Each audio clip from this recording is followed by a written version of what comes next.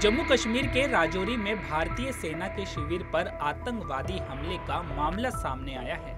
इस अटैक में आर्मी का एक जवान घायल हो गया है।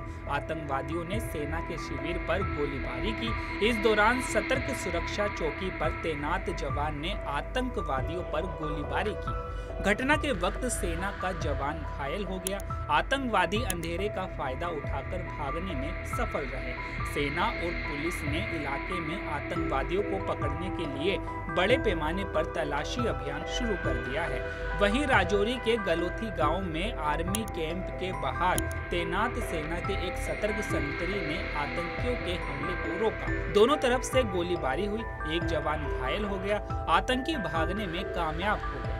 बड़े पैमाने पर घेराबंदी और तलाशी अभियान शुरू किया गया है। इससे पहले जम्मू कश्मीर के कुलगाम में आतंकवादियों से मुठभेड़ में सेना के 2 जवान शहीद हो गए थे। इसके बाद सेना ने 4 आतंकियों को मार गिराया। इस हमले में शहीद होने वाला एक जवान महाराष्ट्र के अकोला से था। शहीद की पहचान प्रवीण प्रभाकर जंजाल के रूप में हुई। सुरक्षा बलों ने 2 अलग-अलग जगहों पर आतंकवादियों की मौजूदगी की खबर मिलने के बाद आतंक विरोधी अभियान चलाया था, जिसके बाद आतंकवादियों के साथ मुठभेड़ हुई।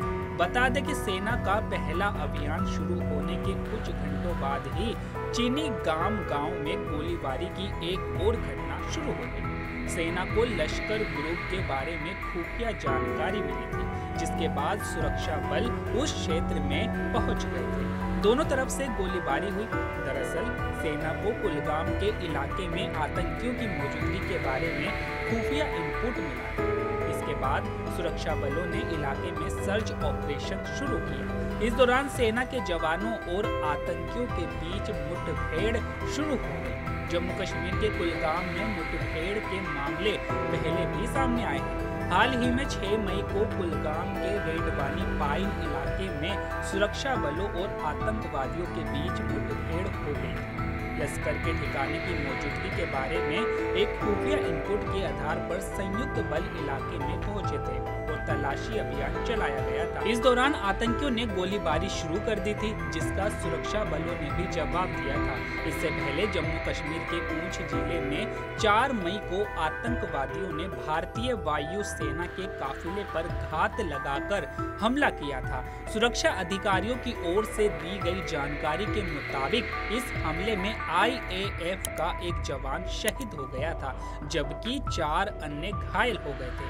अधिकारियों ने बताया था कि हमला शाम के समय तब हुआ जब वायु सेना का काफिला जिले के सुरनकोट इलाके में सुनाई टॉप की ओर बढ़ रहा था।